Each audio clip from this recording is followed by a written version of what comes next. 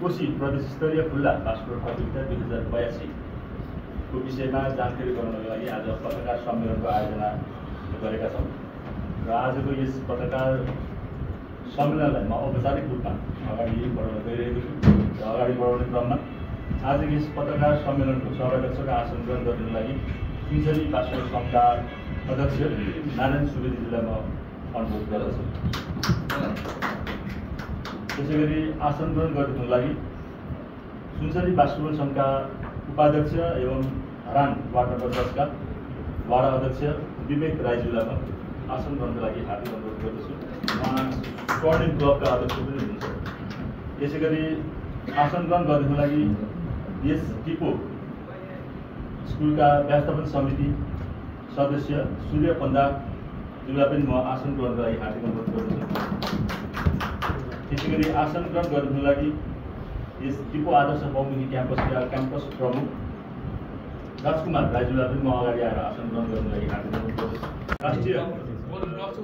बास्केटबलका राष्ट्रिय रेफ्री युगल लिम्बूजीलाई पनि म आसन ग्रहण कलेज बास्केटबल प्रतियोगिता 2 संस्करण गरिसकेपछि गत सालदेखि ओपन बास्केटबल प्रतियोगिताको सुरुवात गरेको थियो। तेस्रो संस्करण रहेको थियो भने अहिले भने कोशी प्रदेश स्तरीय खुल्ला बास्केटबल प्रतियोगिता 4थो संस्करणमा आयोजना गर्न लागिरहेका छौँ।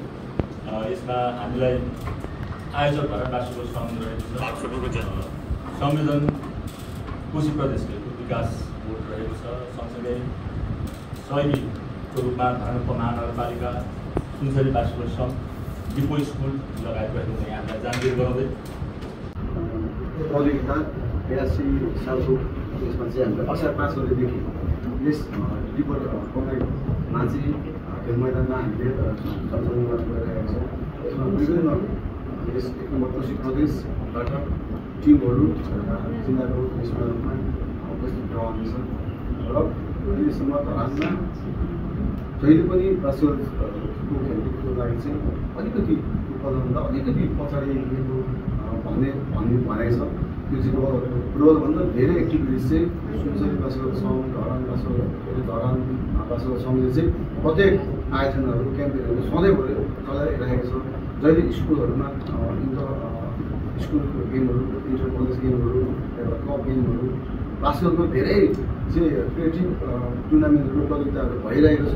यसलाई चाहिँ अलिकति सर्वोत्तम तरिकाले चाहिँ अलिकति हाम्रो मिडियामा चाहिँ प्रख्यात तरिकाले अलिकति मिडियामा नआएको कारणले गर्दा अलिकति झिनो एउटा धमिलो यसमा चाहिँ छायामा पर्न गएको जस्तो मैले चाहिँ अनुभूति गरेको छु। बास्केटबल हाम्रो प्रत्येक वैशाख 1 गतेदेखि चैत्र महिनाको 30 गते 31 गतेसम्ममा जहिले पनि हरेक महिनामा चाहिँ भइरहेकै छ। अहिले झन् तपाईँको स्कुलहरूमा तपाईँको कलेजहरूमा सबैले एउटा खेलाडीहरूलाई चाहिँ विद्यार्थीहरूलाई चाहिँ स्वास्थ्यको लागि एउटा खेलकुदको लागि चाहिँ आबद्ध गर्नको लागि यो स्कुल कलेजहरूमा यो निरन्तर टुर्नामेन्टहरू आयोजनाहरू गरिरहेको छ। अब न्यूनतम मिडियाहरू चाहिँ 1जना 2जनाहरू मात्रै आएको देख्छु, महसुस गरेको छु। सम्पूर्ण तपाईँहरूलाई मेरो आग्रह के छ भने बास्केटबलको लागि पनि प्रमोसन यो बास्केटबलको टुर्नामेन्टहरू प्रतियोगिताहरू पनि तपाईँहरूले कसरी फुटबलहरूलाई अगाडि सकेर तपाईँहरूले आफ्नो मिडिया मार्फत तपाईँहरूले अनलाइन मिडिया मार्फत आफ्नो पेज मार्फत गराइराख्नुभएको छ। त्यसैले यसलाई चाहिँ एउटा ऐतिहासिक एउटा प्रदेश स्तरीय गेम यहाँ टिकट मार्गमा हुन गएको छ।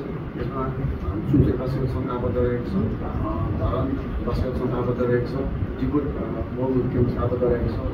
कोशी प्रदेशबाट पनि हामीलाई यो प्रतिष्ठाको लागि चाहिँ आर्थिक सहयोगहरू भएको कारणले गर्दाखेरि यसलाई चाहिँ सबै र भव्य तरिकाले तपाईँहरूले मिडियामा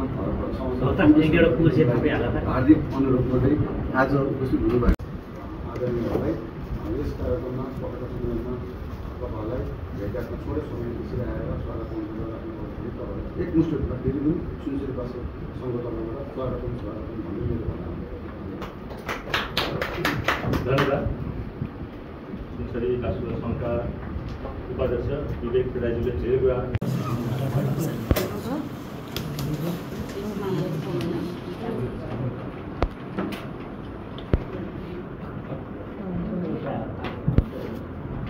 तपाईँको ज्ञानोदय 11 को ज्ञानोदय स्कुल, तपाईँको माथि भालढुङ्गा विष्णुपादुका भालढुङ्गा त्यहाँ स्कुल, तल शहीद स्कुल लगायतले पनि चाहिँ बास्केटबल कोर्ट बनाउन थालेको छ। प्रायः अधिकांश बोर्डिङ स्कुलहरूले चाहिँ अहिले बास्केटबल प्रशिक्षक राख्न थालेका छन् होइन। चाहिँ प्रतियोगिता आयोजना गर्न थालेका छन् होइन। चाहिँ यही एसी पछि नै चाहिँ 2टा प्रतियोगिता भइसकेको बच्चाहरूको होइन।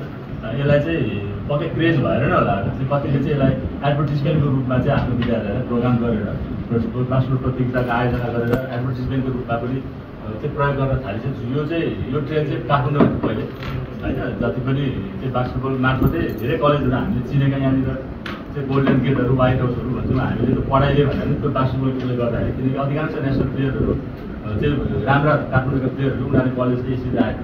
त्यसरी नै अहिले ठ्याक्कै त्यो ट्रेन चाहिँ धरानमा चलिरहेछ। अहिले यो एसीको पनि चाहिँ +2 का बास्केटबल खेलाडीहरूलाई चाहिँ स्कलरसिप दिने पुरै तानातान हुन्छ चाहिँ +2हरू।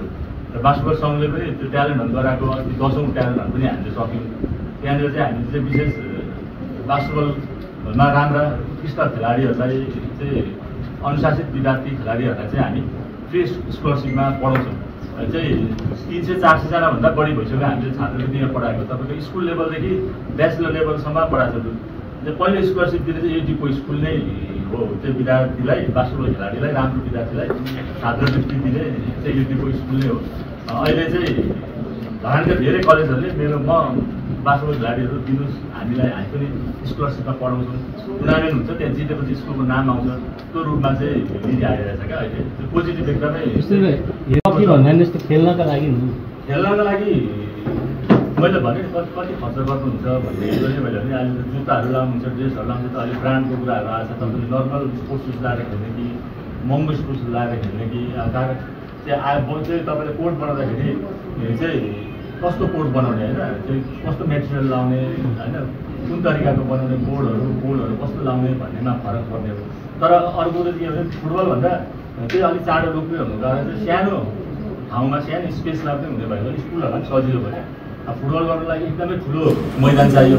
अहिले फुटसल आएको छ र अलिकति सजिलो भएको छ अलिक स्कुलहरूलाई चाहिँ फुटसल बनाउन। तर बास्केटबलको पनि हाफ कोर्ट पनि आएको छ अहिले 3x3 भन्छ।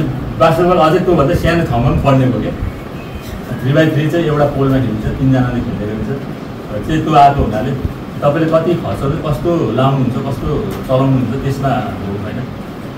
सहकारी जुन बास्केटबललाई एउटा मौलिक त्यसको कारणले पनि हो।